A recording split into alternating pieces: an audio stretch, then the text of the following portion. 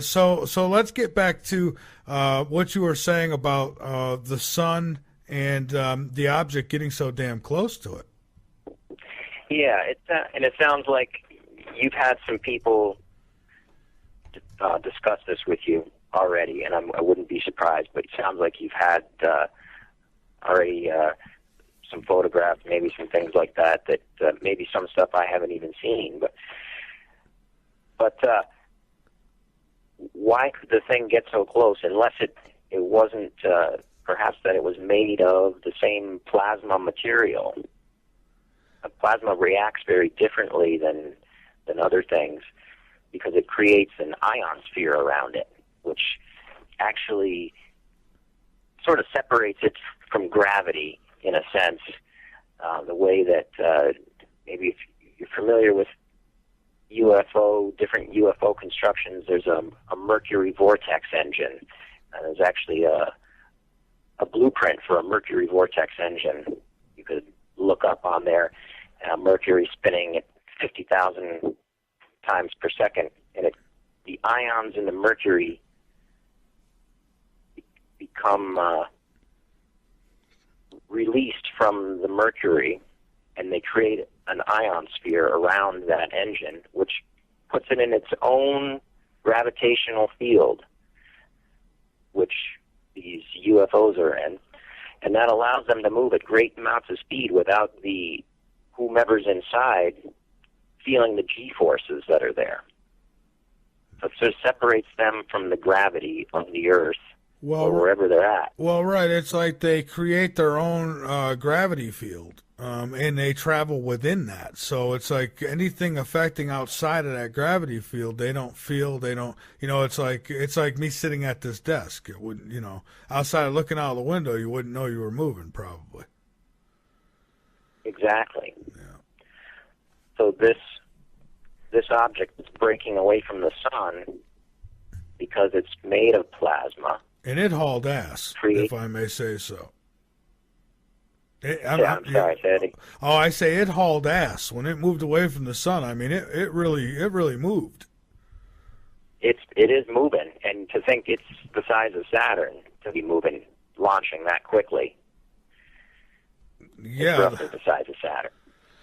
That's pretty impressive. That's it. That is impressive, and it's also it's even more puzzling. I mean, to think that something that size is moving that fast, it comes into our neighborhood.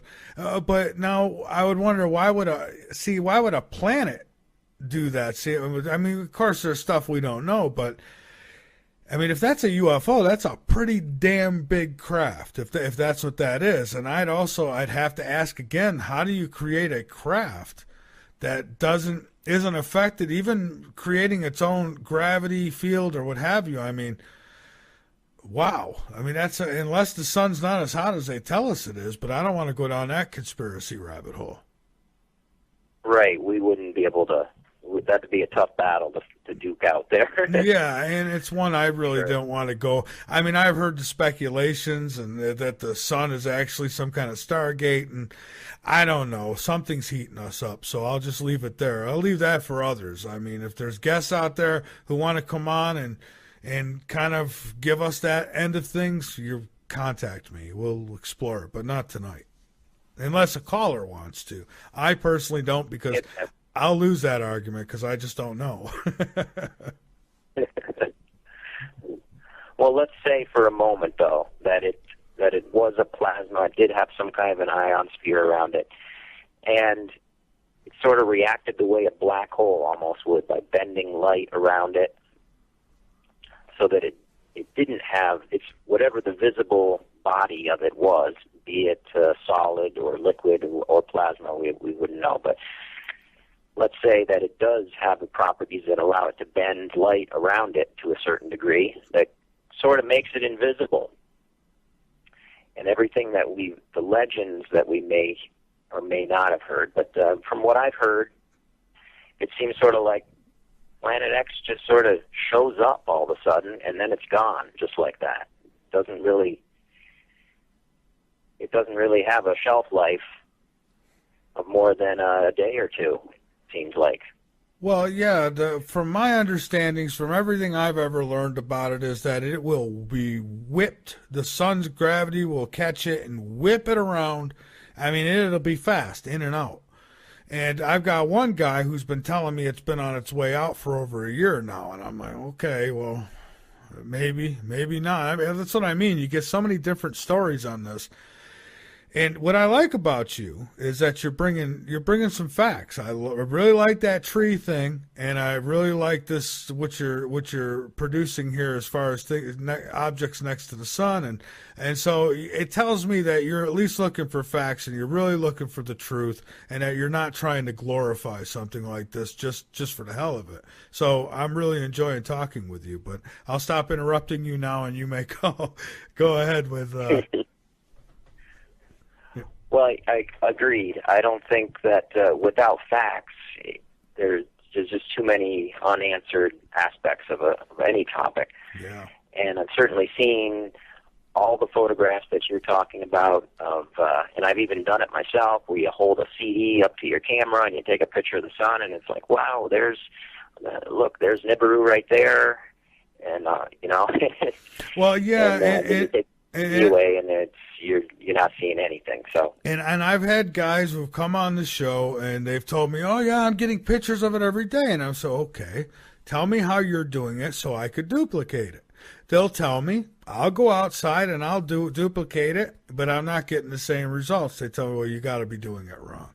Well, I'm wondering how many directions are there to holding up some plastic lens thing and looking through it, to see the sun. I mean, because that's what they tell me. They say, well, you get the. I've had one person tell me get a piece of cardboard, poke a little hole in it, and I've tried all the tricks they've given me, and so far, nothing. And I'm thinking, if it's that close, then you'll be able to say, look, if it gets in the vicinity of even Jupiter, you'd be able to see it because the sunlight will bounce off this thing, just like Jupiter. That's why we see it, because it's close enough where the sun reflects off it. So I'm guessing if it's anywhere near the sun, outside of it being blinded out by the sun, we'd be able to see it if we really put an effort into looking at it. Now, I mean, people tell us, well, it's there's ways it could come in where you wouldn't see it. I guess that's possible. I don't know. I'm not an expert in that field. Nor am I, but I agree with you 100%. If it's anywhere the size that they're talking about, if it's as close as Saturn or Neptune, we should be able to see it. The average astronomer should be able to see it, and if not with the naked eye, definitely with a cheap telescope. And it just doesn't seem like that's happening consistently. I know I realize there's the Vatican has a powerful telescope and so forth, but those pictures aren't doing it for me because I haven't seen them really. And if they're so confident that it's there, how come nothing's being released? Well, right. This is what gets me too. They could take pictures of planets in other galaxies. Right, and they go, oh, look at all these planets we found. But they can't get a picture of the one that's right out by Pluto? Why not? It don't make sense to me. So is it possible that it's not there, but they just want us to look there so that we won't look at the sun, at something that's similar to what this object and thank you to whomever brought the video into the conversation here, because I didn't have that. But that video is probably the thing they don't want us to be looking at. That's why they've drawn our attention for so many years away from the sun. The picture was very interesting, and I could even have said, well, maybe it's nothing, and then I seen the video, and that really brought it to life. So the video is a really good thing. It was a YouTube link, so apparently it's available. So if people want to, it's available. Yeah. And there's 3 satellites watching the sun, watching this all the time, so they can see when that thing launches off in any direction that it goes. They've got eyes on it. Now, what determines the direction that it goes? and what determines whether it comes towards our planet, I think that's for the next guy to carry the torch. We've opened up this door, and the possibility here, this is maybe a little bit different perspective than what people have taken, but is somebody out there willing to take the torch to the next checkpoint and open this up? And that's what you're right. That's what we need. It's everybody's got a part to play, I guess. You do whatever research you do. I do whatever research I do. And when it comes down to is when people say, "Oh, it's out there, it's out there." Well, I could look into all the stars, and I mean, it's just a lot of light points to me. You need somebody who you can trust, somebody who's not out to gain off of it. Like there's people like Marshall Masters out there who he'll sell you the foundation to his house if he could, and there's people like that out there who and I'm not saying that nobody deserves to get paid for their work, because they do, but some people they these things that don't really matter to them, and they fabricate stuff just to make money. And so it's really hard to find devoted people. And I could tell, honestly, I'm not sucking up or anything, I could tell with you that you're doing honest research into this. I mean, because you contacted me, you're here, and it's I told you in the email I didn't know how it would go. We'll see how it goes, and I gotta say it's gone pretty well. You've kept it real, and I appreciate that. Yeah, I appreciate you having the slot available. Sure. Well, I appreciate the guy who didn't do what he was supposed to do to make this slot available, because it's much more interesting than it probably would have been tonight. So thank you. Well, yeah, maybe he'll be in a future show here, perhaps, something we don't know. Yeah, you never know. Maybe, who knows? Maybe he's in one of the underground tunnels. That's another thing. Look at all the stuff, and I don't want to get into that whole scat right now unless you want to, but look at all the underground tunnels and stuff that they've built, the underground cities. There's farms under the ground. They use artificial sunlight with them and all that stuff. And you got to wonder, I mean, do these people really think something like this is coming? Do you really think that if it's as bad as I'm told it will be, you're not surviving under the ground? And if you do, you might be staying under there for eternity, because you might not get back out of it. Right, and this has the capacity to bring earthquakes like we've never seen. A 10 on the Richter scale is going to be nothing. And what happens when that tunnel cracks and you've got ocean seawater flowing in now, filling that tunnel, and it just has, I've heard anyway, and don't quote me, but I guess it's maybe some of them are 30 feet around or something, and they have trains and whatnot that transport hundreds of miles across the country. What happens when that fills up with water and you're on the other end of that tunnel, and that's your saving grace? That is a nightmare. That's the last thing I'd want. Look, I'll take my chances above ground. I'm not going underground and getting trapped under there, because that's a worst case scenario. I don't want to be a sardine in a can. So I'll leave that to them. I mean, if I'm supposed to survive, then the creator, whoever or whatever that is, will assure that I'm where I'm supposed to be and I survive it. But personally, I don't know. Would I want to survive something like that? I don't know.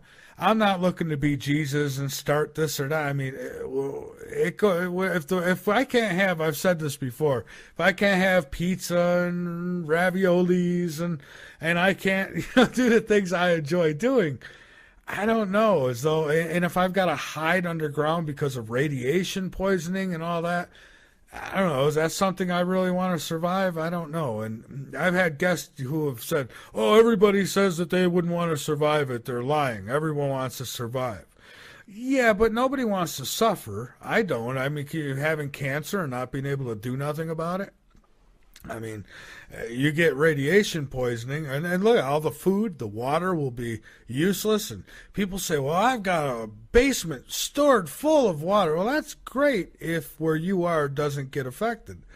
If it does, then are you carrying all them gallons of water with you?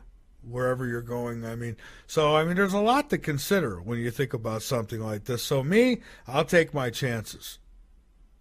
But, Can I bring up an interesting point when you mentioned cancer there? oh, please do.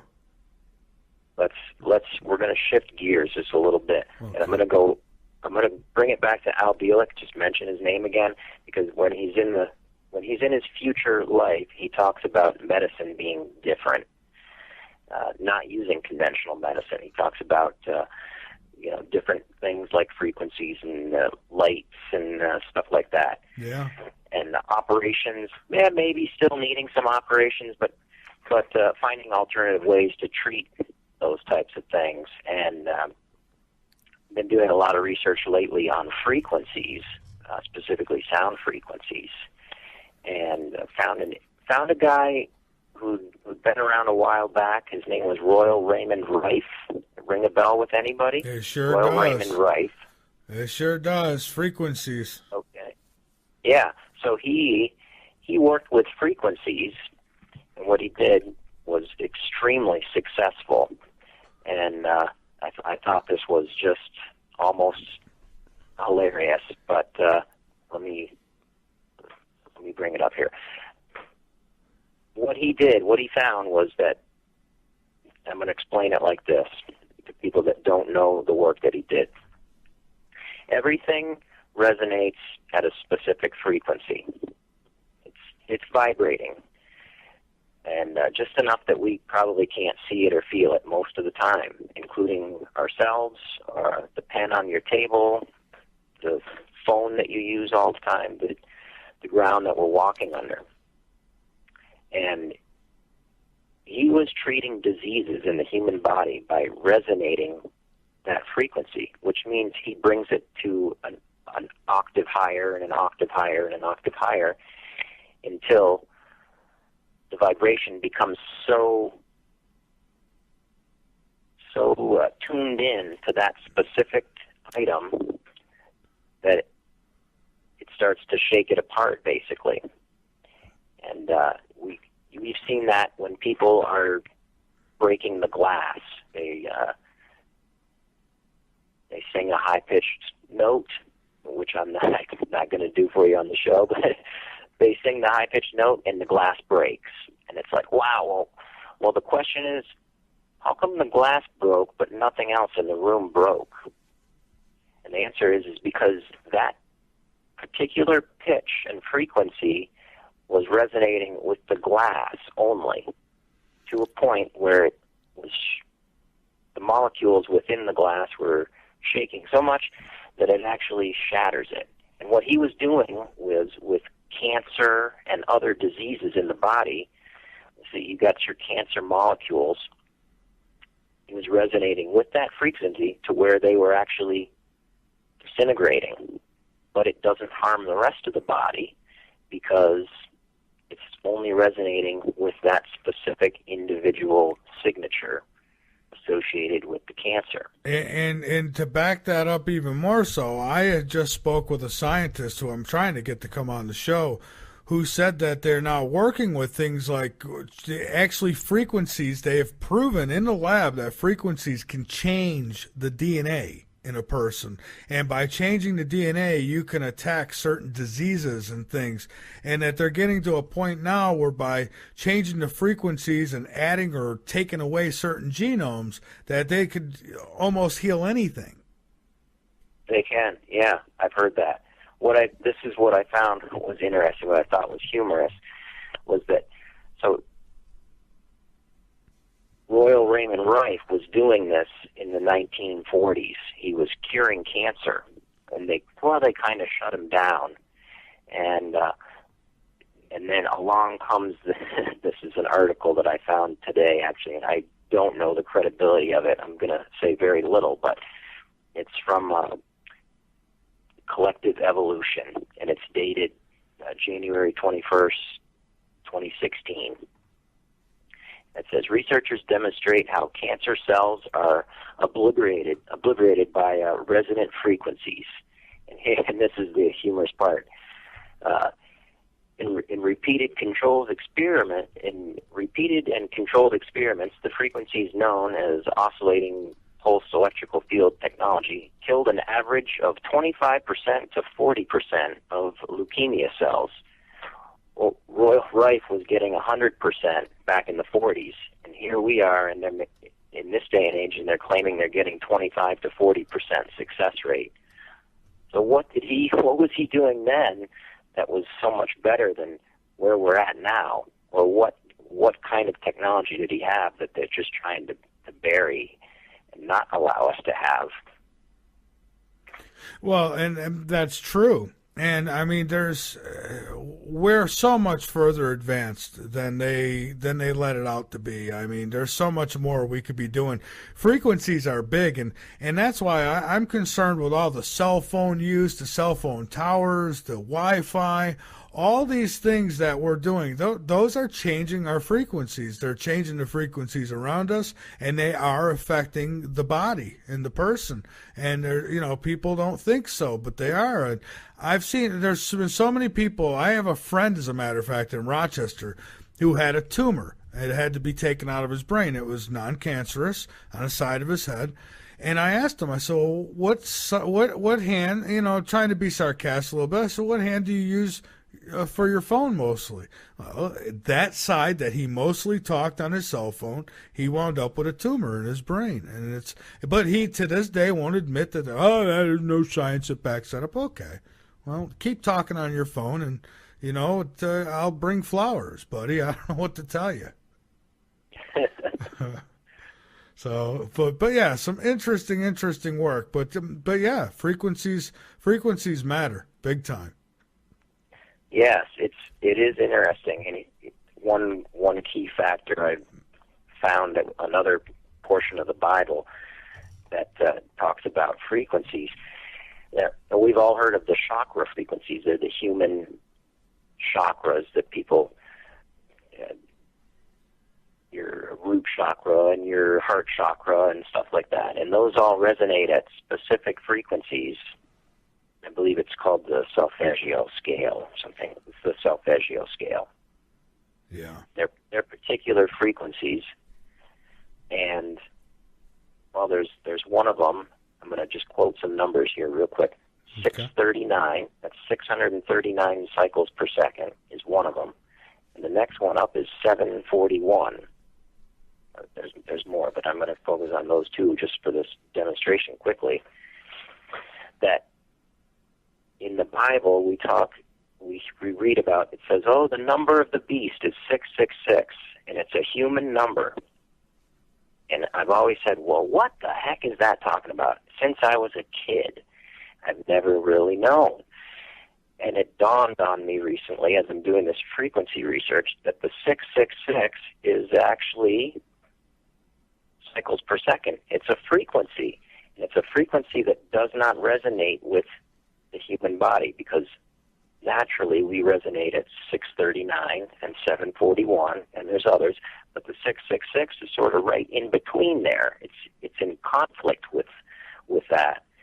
And when I started researching on Royal Raymond Rife, I found that all the cancerous cells that he was treating, they all resonate right about the number of 666 hertz. That is very interesting. And that would make sense. Go ahead. There's just dozens of these different types of cancers, and they all seem to resonate at that frequency of 666 hertz. Well, which is yeah, certainly not in harmony with the frequencies of our chakras. No, that's true. That's true. I'll tell you, there's something to it.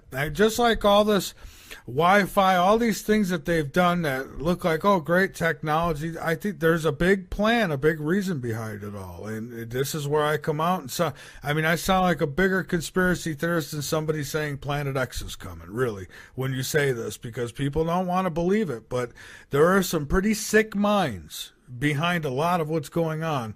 That's why we've got such a dumbed down society, really, because of what they're doing to people's minds with all this technology. I don't use Wi-Fi. I don't like Wi-Fi. I don't use cell phones. I just, none of that does anything for me. As a matter of fact, I get mad if I have to use a cell phone. I don't like putting the damn things to my head. I don't want a car that has OnStar or any of that crap. I don't need to be followed, and I don't need my car talking to me. This stuff it's bad news. Yeah, and we don't know what frequencies the thing's putting out. I bet they do.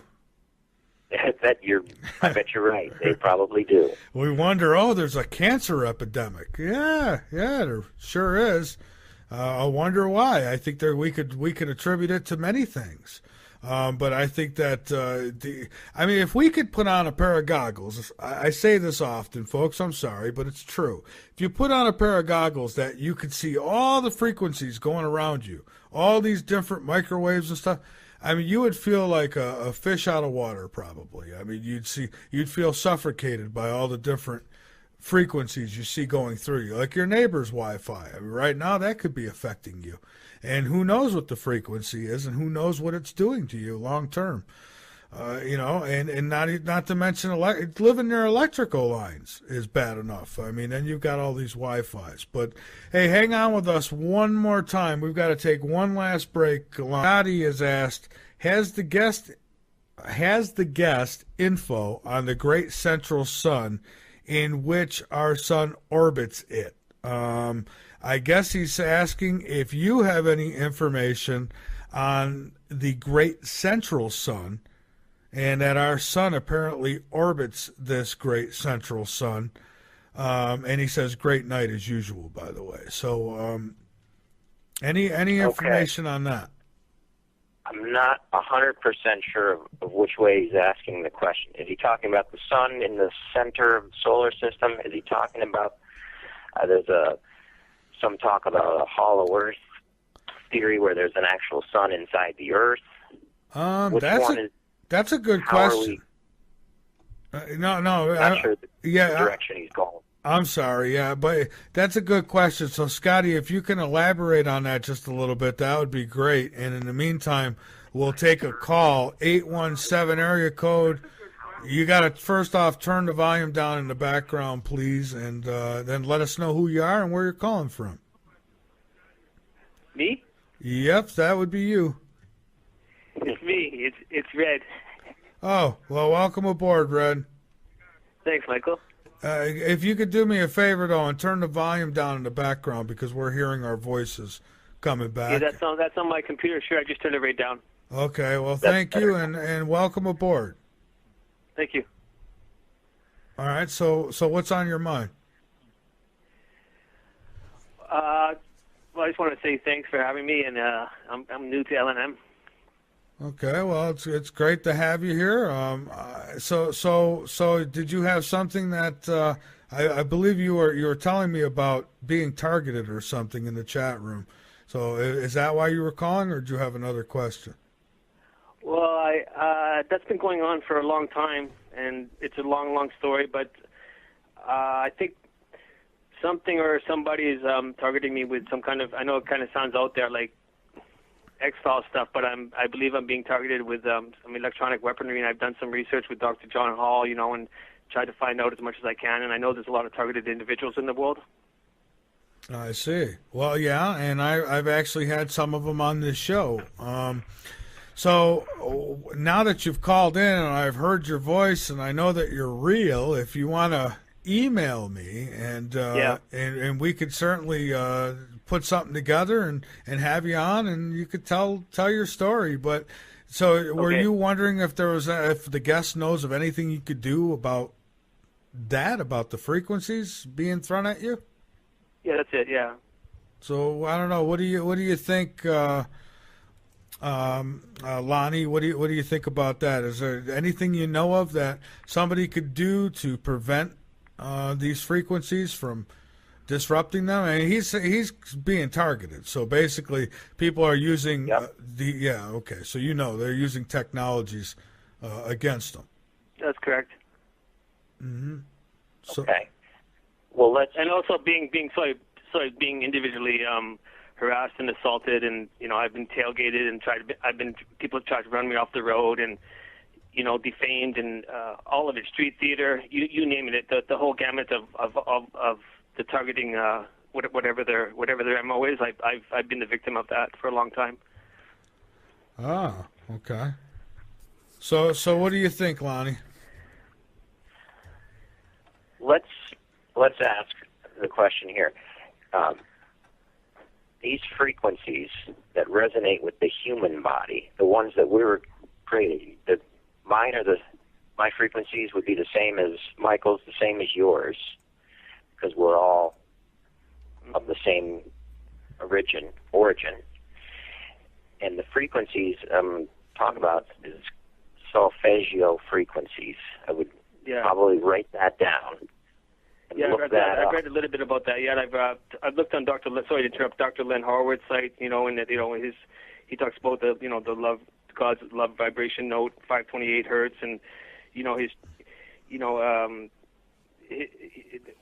and I've connected to a little bit to that, but I mean, the immediate what's going on, I just feel this interruption, like this. I actually feel like this zapping. I can't explain it, but when I'm trying to go into a deep REM sleep, but just at the moment of that point, it's like I get hit, and I don't know how they're doing it. How they're it's like they're hacking my mind. I don't want to sound like a freakish, but it's like they are. They're hacking my mind. They're overriding my mind. How do I make it stop? Well, let me ask you. Let me ask you. 528. Or go ahead, Mike. Go ahead. Oh well, really quick. I just want. Do you think is there a reason behind it, or are they just experimenting or goofing with you like they are probably millions of other people? Well, there's that, Michael. I think, like I said, Dr. John Hall talks a lot about that. Like it is an experiment, but I also think it's part of mind control, and I think I'm being tortured. I think all three is happening to me. I see. Well, go ahead, Lonnie. I'm sorry. Okay. You had mentioned the 528 frequency. It's probably the most common one that anyone knows about. But there's actually 9 total. And starting at the bottom, the first one is removing pain. The second one, 285 hertz, is influencing energy fields. That sounds like it'd be a good one for you to take control of influencing, of what energy fields influence you. So if you were to figure out a way to resonate your body at 285 hertz, you would be connecting with that signature within yourself of 285, which is described as influencing energy fields.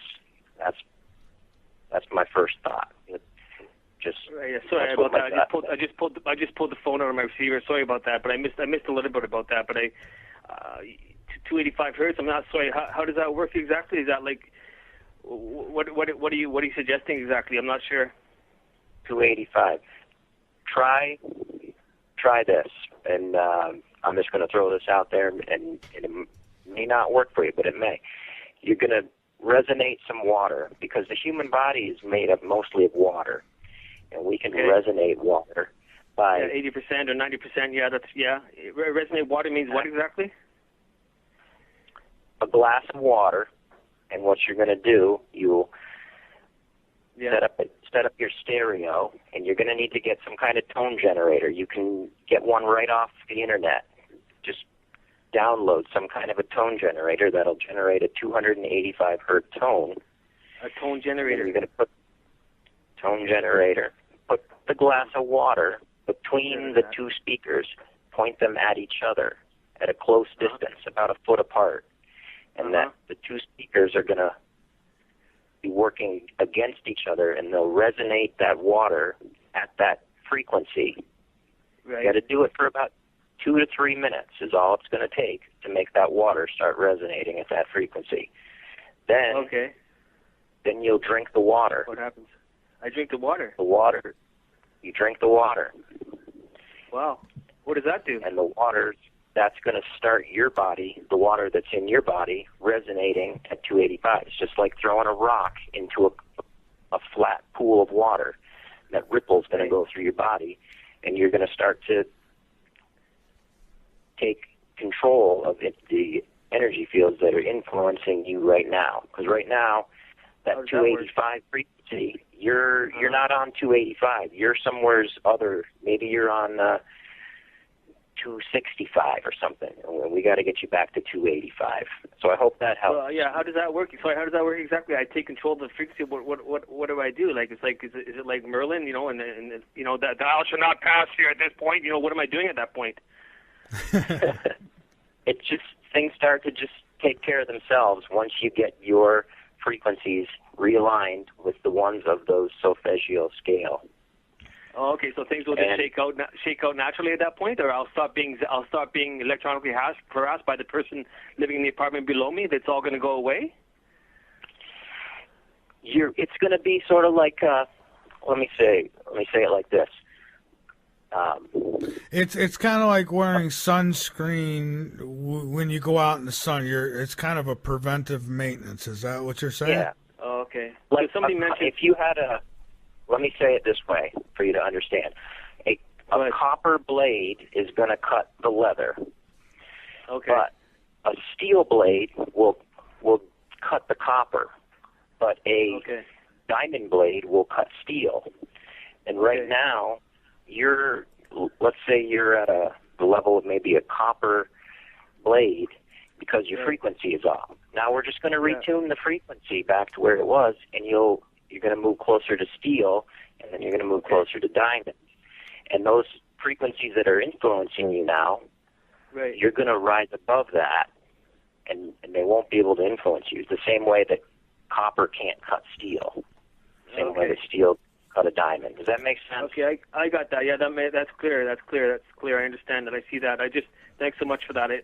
I can look into that. I'm trying to purchase these items. I don't have it right now, but somebody mentioned, in the chat about an earthing blanket. Not too sure about that. You know what that's about? An earthing. You know what he's talking about? And another person mentioned Oregon or whatever that is. You know some other methods of protecting myself or shielding myself? Well, here's something that just came in from Rascala, who hosts a Red Pill reality show. He said that you can actually buy RF resistant clothing as well as headgear. So maybe that's another way to go. RF resistant clothing. Okay, thank you.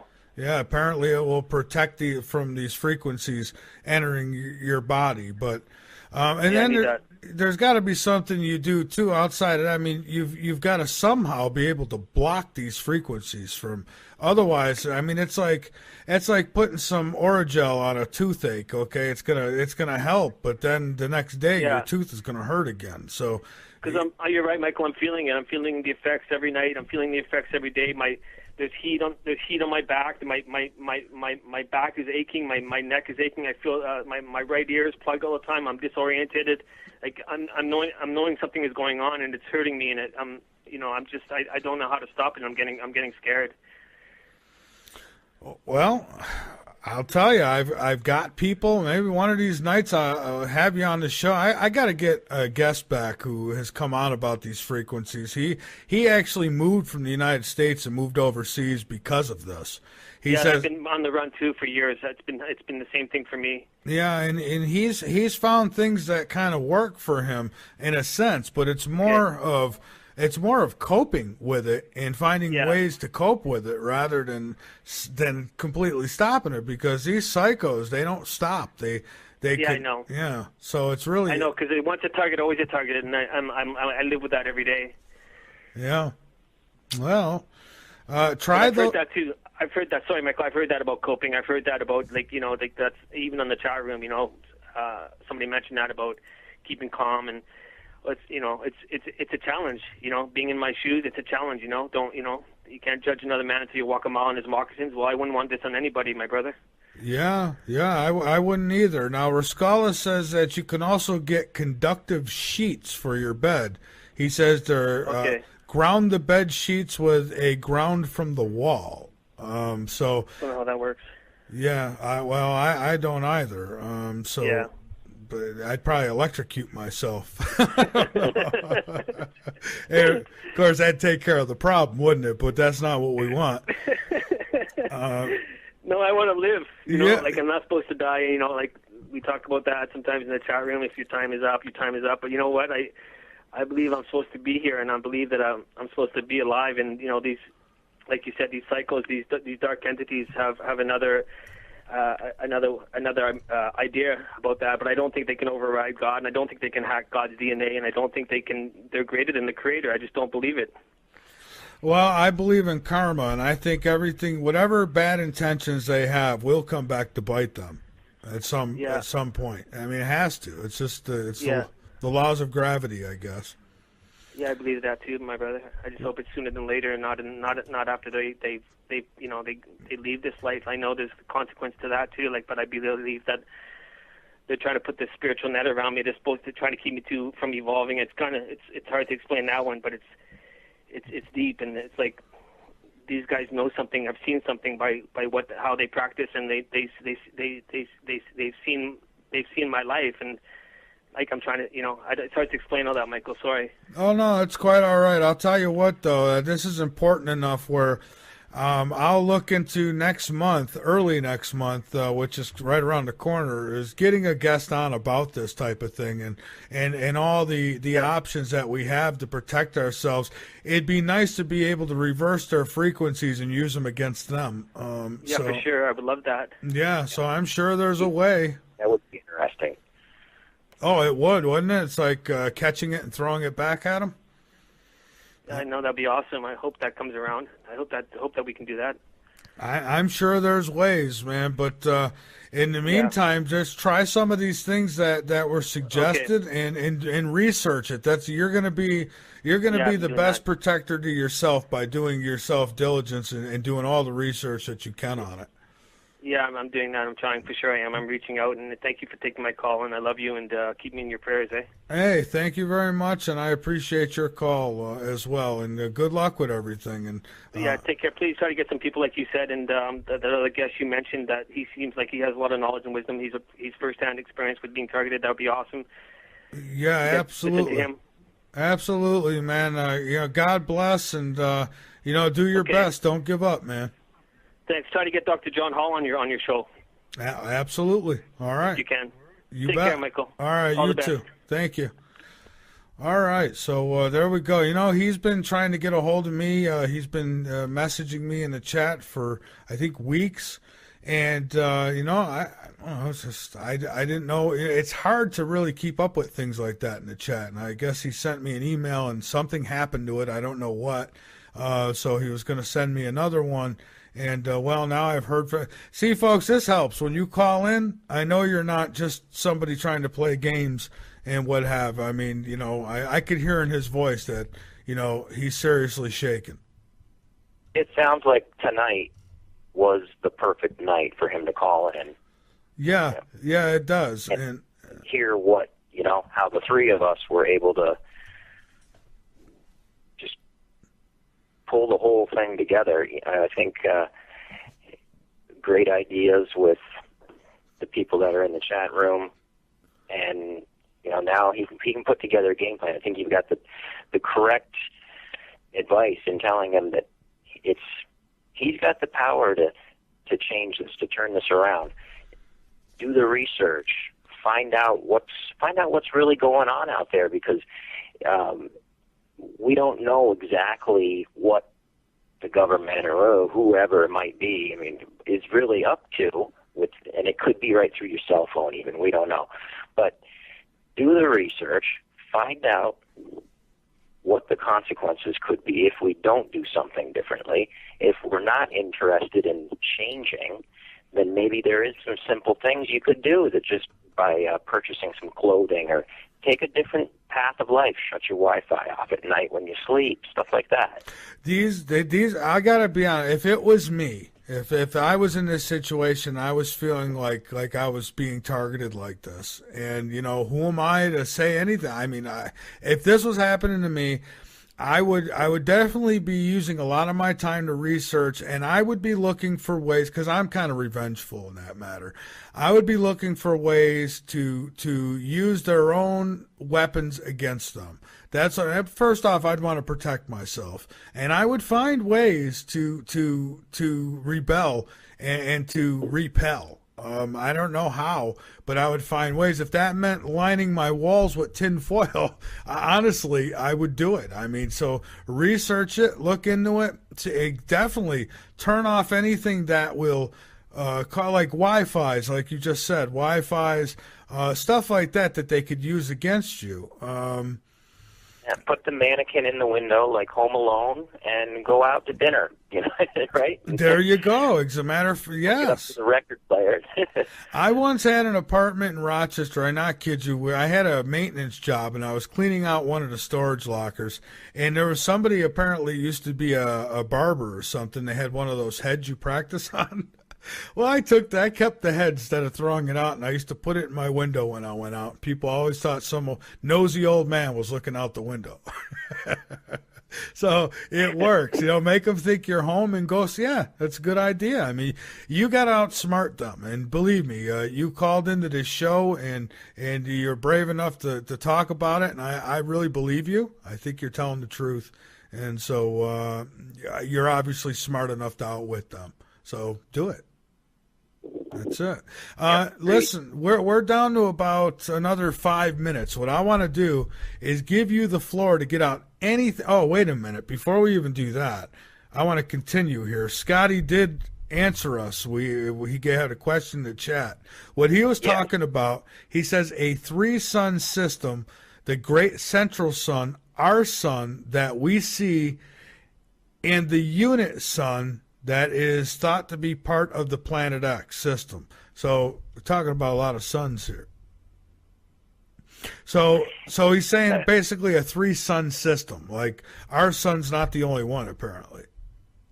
Yep, I understand it now. Okay, and I've heard of a 2-sun system. Yeah. In fact, when we were in school, we had a cool name of a band that kind of came through that was called 2-Sun Temple. Even that was my first introduction to the 2 suns. But I hadn't really heard of a 3-sun system. I totally believe it's possible.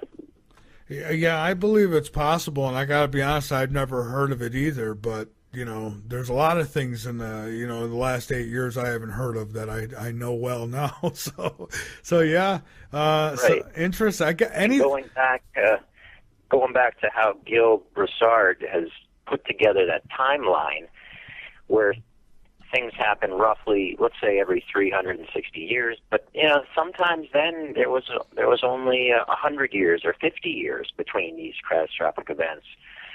Is it very possible that there's more than one thing that's circling around the sun or orbiting as it would be, and they're coming at different times, so you could get a short distance between catastrophic events or a long day or a long night kind of thing? A third sun or a third dwarf star, as it might be, would certainly explain that, don't you think? I do, and anything is possible. I always say that because these so-called scientists, even NASA, how often they say, they were certain about how planets were formed, and all these decades, right? Then they come out and say, we were wrong about that. So they don't know everything, and I'm sure they know a lot more than they're telling us, but they don't know everything. And if they do, well, I hope somebody hacks them good and releases all the information to us. Because we pay for NASA and they don't tell us anything. And so, I'm all for it. I'm not telling people to do it. I'm not directing you. I'm just simply saying that God bless anybody who can get that information for us. We'd love to have it. But that does leave us to just a few minutes here. So Lonnie, I want to go ahead and give you the floor to get out anything you like. And I could tell you and I could probably have a lot more to talk about, so we'll have to get you back. We could probably keep going, but I understand we got to wrap it up here. I would just say, and I think you said it earlier in the show, is question everything. And that sort of happened originally when I was possibly in Sunday school for a very short period of time, because I think I skipped right out of that quickly. But we were told stories then about the Bible, and eventually I maybe got into my early 20s, and I said, you know what, I think I'll just read it for myself. And when I read it, I said, jeepers, this isn't exactly like all the stories I've heard growing up.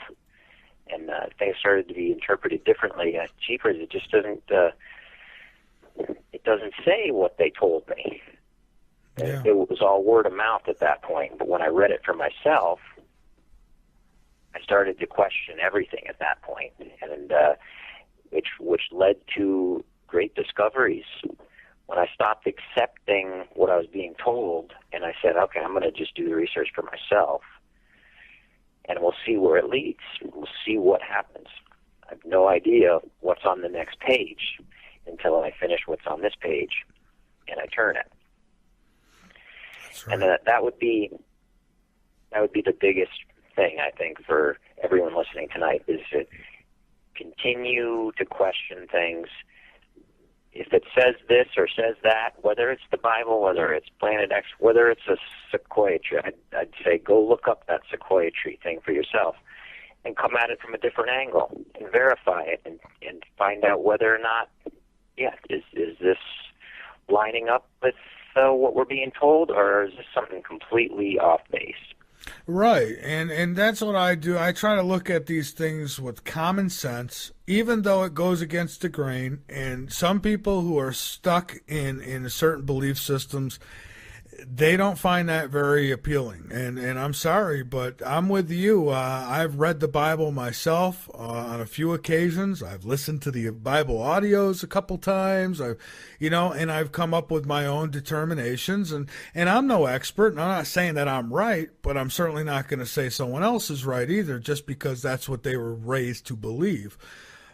Is there a God? Well, certainly there's something. There's intelligence behind what we have here. So now the question is, whose intelligence? And if aliens put us here, just saying, well, then who the hell put them here or there? So there's a lot of questions to be answered, and I don't know if we'll ever get to the bottom of it all.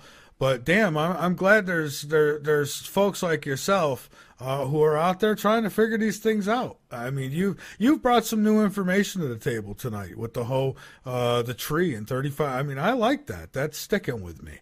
You've got me wanting to look into stuff like that, so thank you. Really. Yeah, that's awesome. Well, hey, again, I think people go ahead. carrying the torch, I'm anxious to listen to the next shows and see who comes on next and who's going to take it to the next level, It doesn't stop here tonight.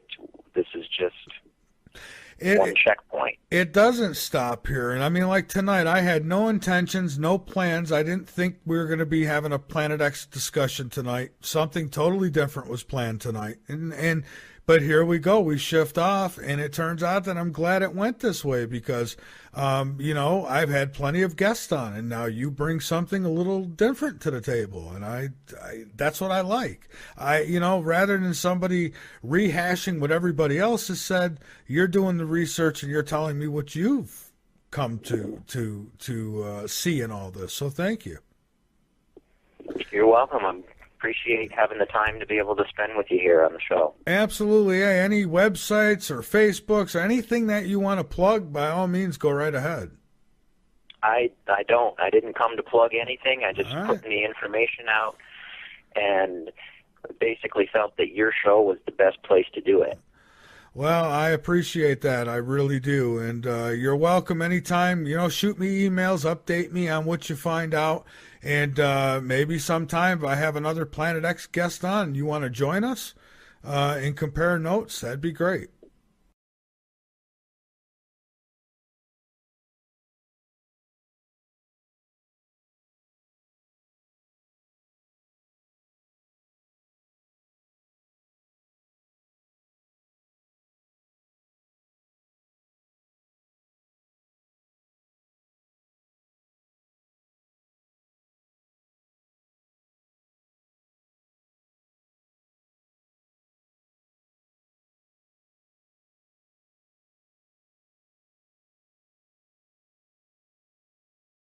Released from the Mercury, and they create an ionosphere around that engine, which puts it in its own gravitational field, which these UFOs are in, and that allows them to move at great amounts of speed without the whomever's inside feeling the G-forces that are there. So it sort of separates them from the gravity of the Earth or wherever they're at. Well, right. It's like they create their own gravity field, and they travel within that. So it's like anything affecting outside of that gravity field, they don't feel. They don't. It's like me sitting at this desk. It wouldn't. Outside looking out the window, you wouldn't know you were moving, probably. Exactly. Yeah.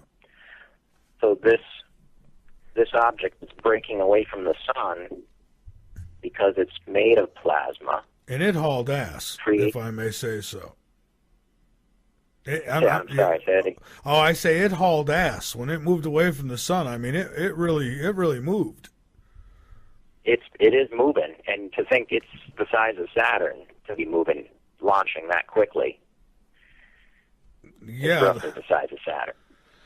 That's pretty impressive. That's it. That is impressive, and it's also it's even more puzzling. I mean, to think that something that size is moving that fast, it comes into our neighborhood.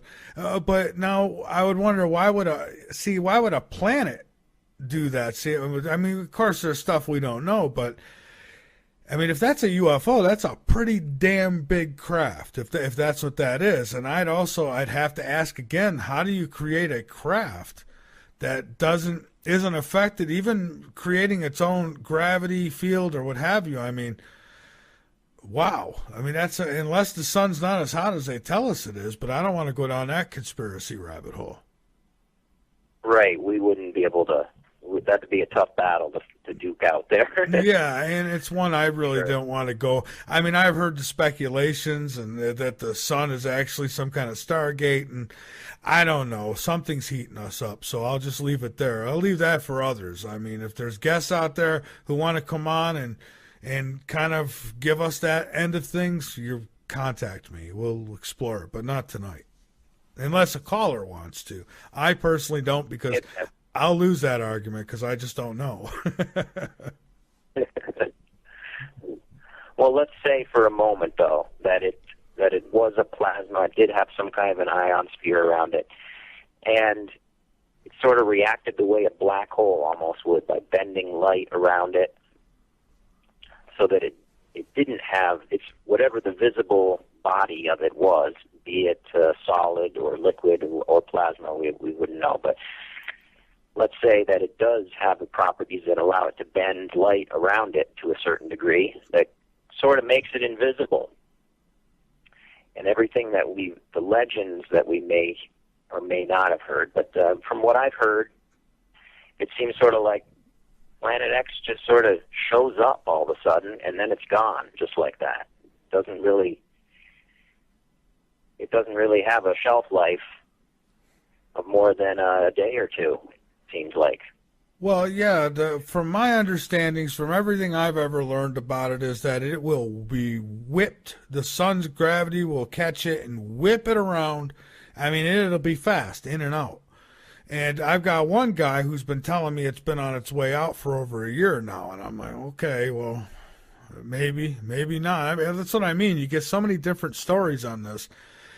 And what I like about you is that you're bringing some facts. I really like that tree thing, and I really like this what you're producing here as far as objects next to the sun, and so it tells me that you're at least looking for facts, and you're really looking for the truth, and that you're not trying to glorify something like this just for the hell of it. So I'm really enjoying talking with you, but I'll stop interrupting you now, and you may go ahead with. Well, I agreed. I don't think that without facts.